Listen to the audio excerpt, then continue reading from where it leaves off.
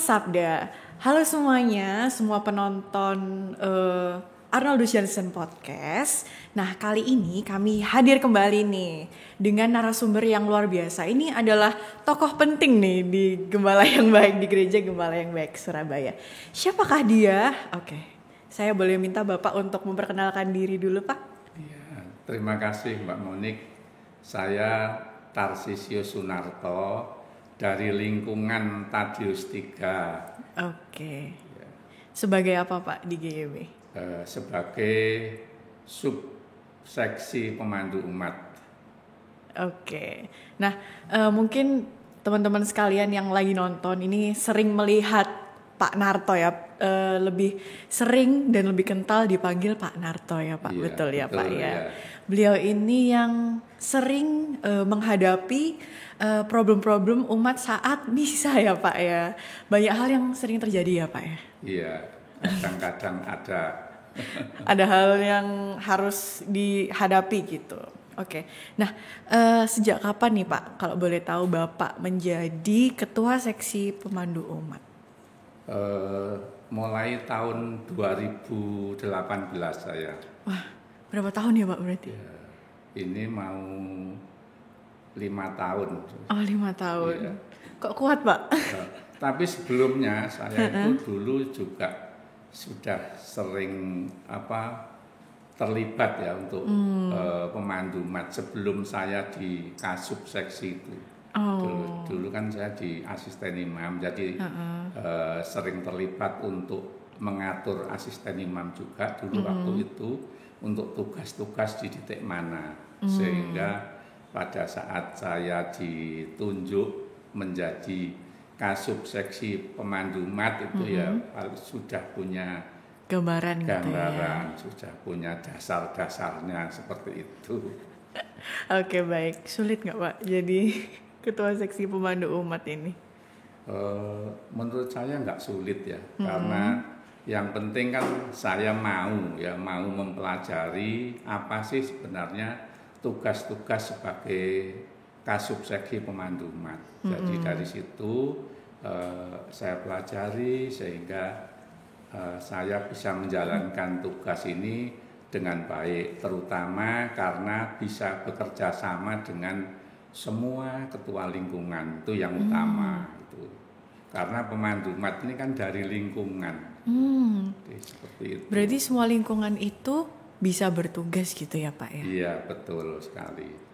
Ada jadwalnya gitu kah atau gimana? Ada, kita membuat jadwal setiap bulan. Jadi kita buat jadwal setiap bulan sekali. Lalu baru nanti siapa yang mau jadi pemandu umat saat misa saat itu nanti yang membuat dari ketua lingkungannya seperti itu atau tidak? Dari Kasub seksi membuat jadwal, kita buat jadwalnya jadi bergantian setiap lingkungan. Oke. Sehingga tidak ada yang misalnya dalam minggu ini tugas 2 kali, tidak ada, diatur bergiliran.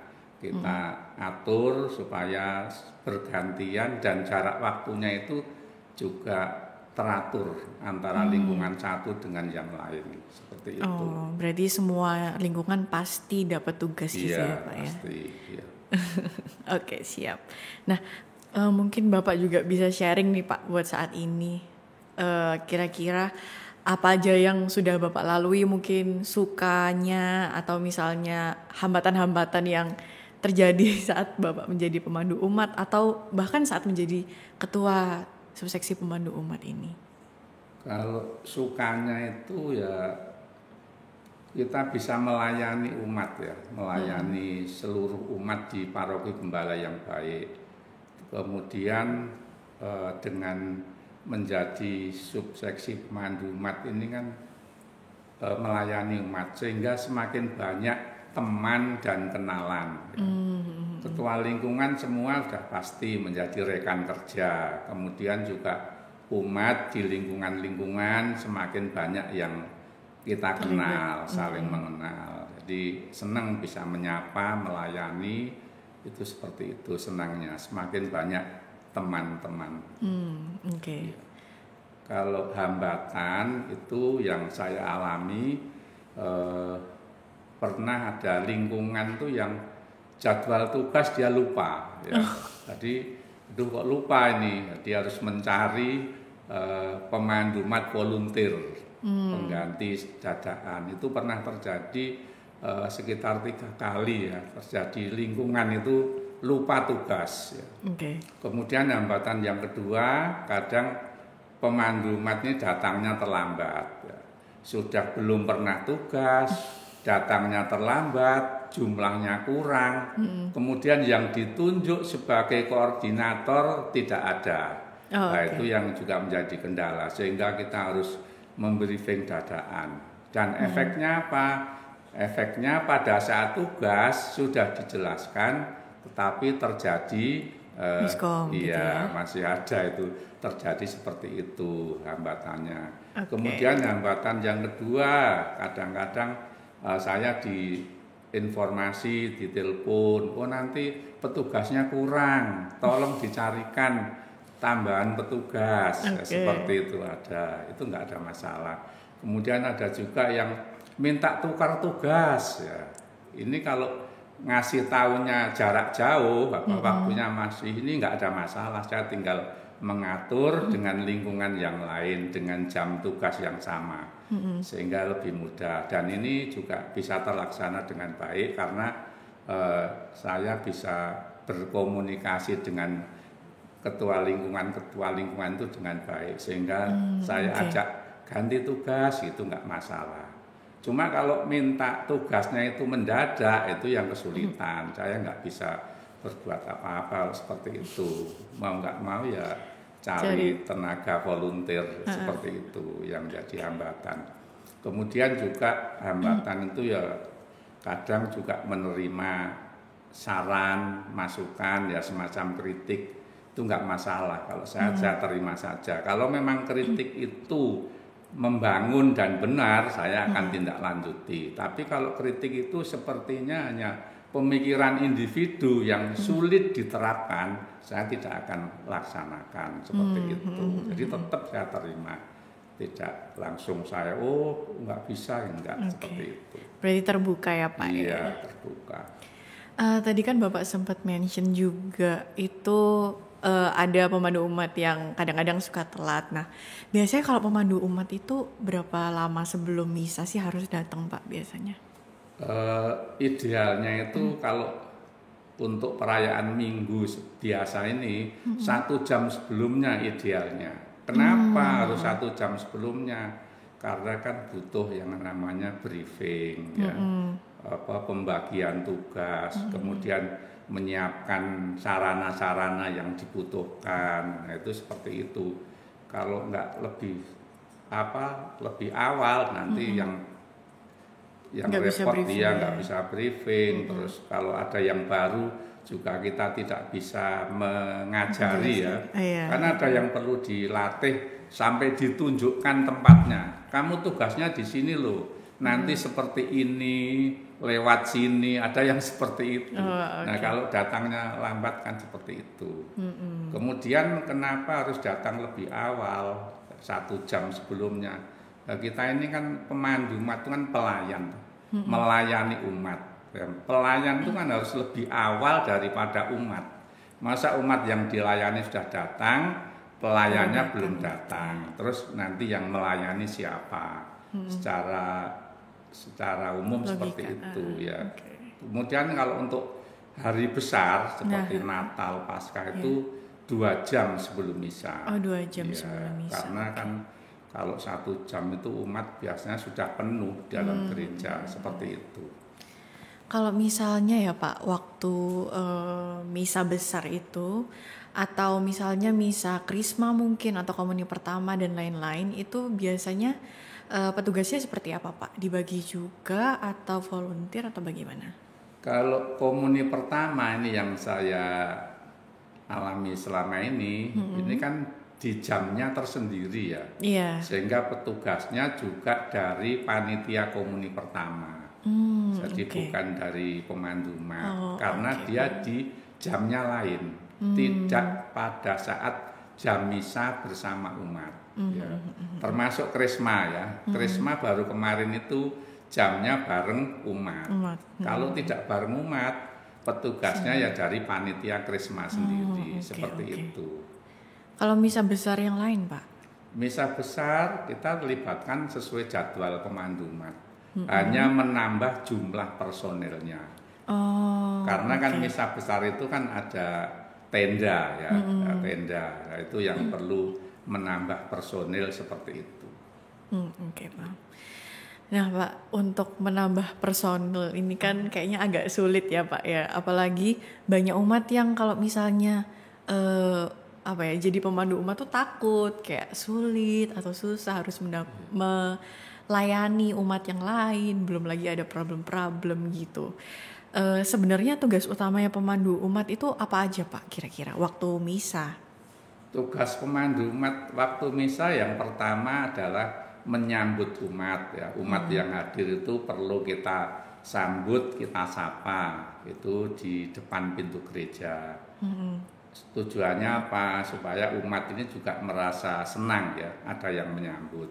Kemudian mengarahkan umat untuk ke tempat duduk, bangku atau kursi, supaya mereka juga tidak bingung mencari tempat, terutama kalau jumlah umatnya sudah banyak. Kalau masih sedikit ya cukup diamati saja dari jauh.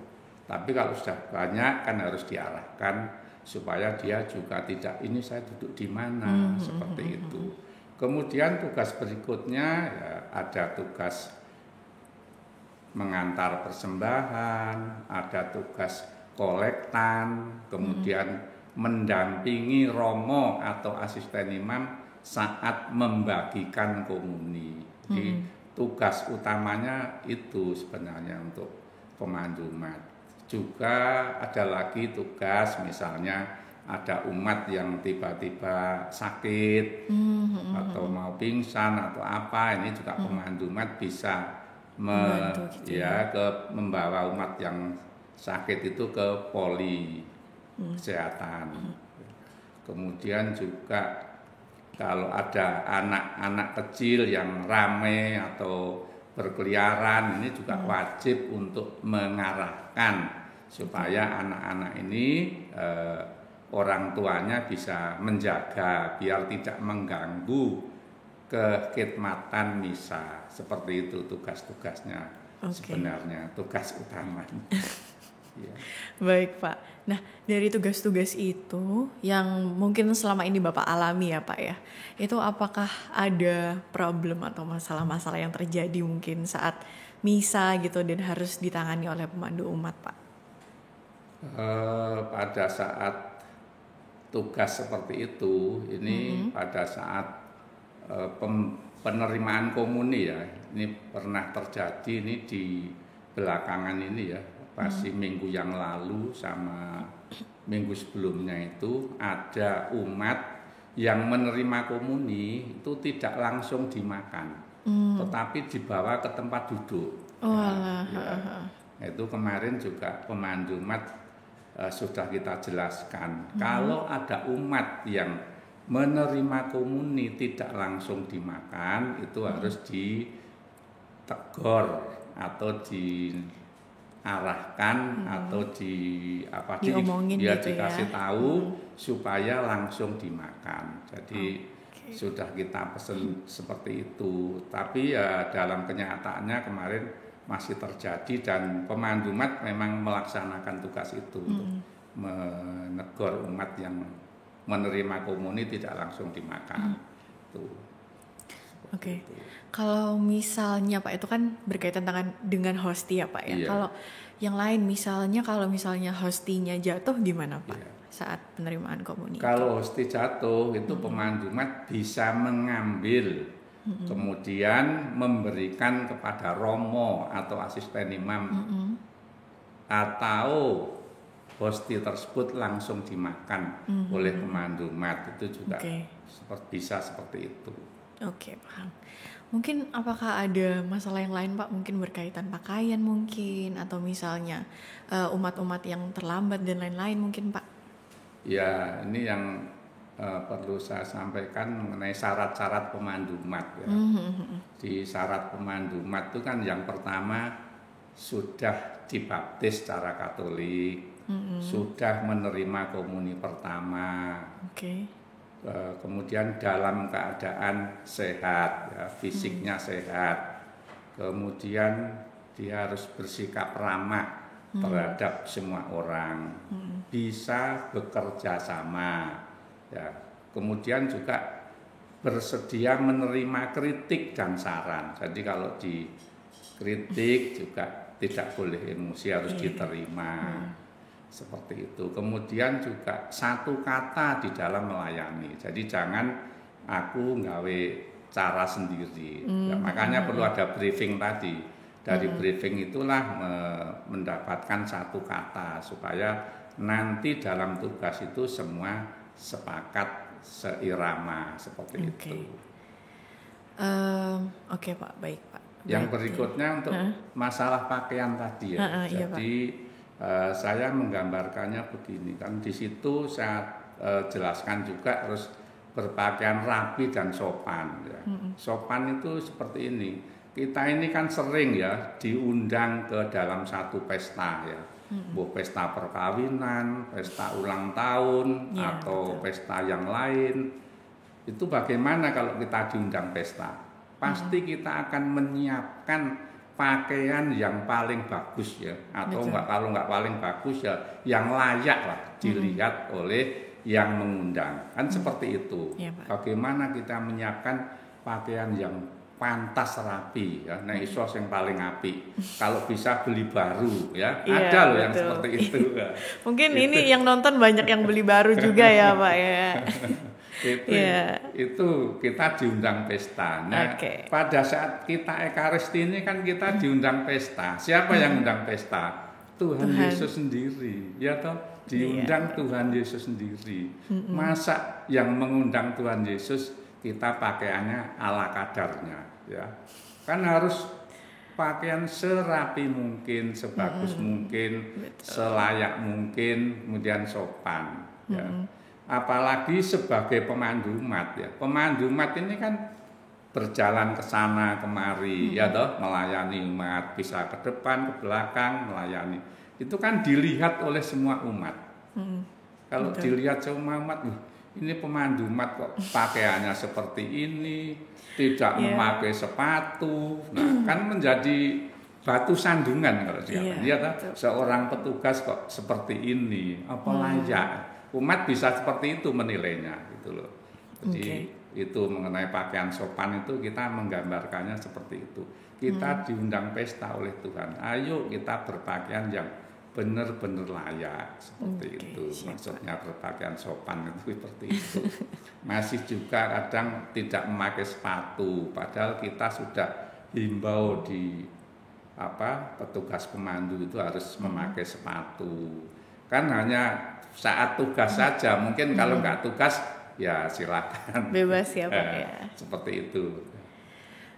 Kalau misalnya gini Pak, kan sekarang kan banyak kategorial yang sudah mulai pengen juga nih Pak ikut menjadi pemandu umat. Nah, misalnya kalau misalnya mau mendaftar gitu, bagaimana Pak caranya? Misalnya dari Rekat atau OMK gitu. Ini mulai bulan Juni kemarin sudah ada 9 kelompok kategorial yang terlibat. Jadi sudah semua sudah terlibat sekarang ini. Gitu. Mulai dari WKRI, PDM, PKK, PDKK, OMK, Rekat, kemudian KEP, ME, Tim Bunga, DPP, BGKP sudah terlibat semua. Kemudian dari BIA itu juga kita libatkan. Kalau BIA khusus jam 7.30. Oh pagi. Iya, karena kan itu balkon dipakai untuk anak-anak. Iya, jadi betul. kami melibatkan dia sekalian dia juga sebagai pemandu umat khusus di balkon dan GKP lantai 2 kalau ada umat. Kenapa GKP lantai 2 kita dari BIA? Karena petugas dari lingkungan itu jumlahnya ya pas-pasan hanya untuk gereja dan GKP lantai 1. Jadi seperti itu. Jadi semua kategorial sudah terlibat. bagaimana waktu mengajaknya ya saya telepon ke tiap ketua kelompok itu saya tawari ya, jadi nego gitu. Malah justru Bapak yang mencari ya Pak saya ya. mencari bagaimana apakah bertugas seperti itu dan puji Tuhan ini sudah terlibat semua sekarang ini ya.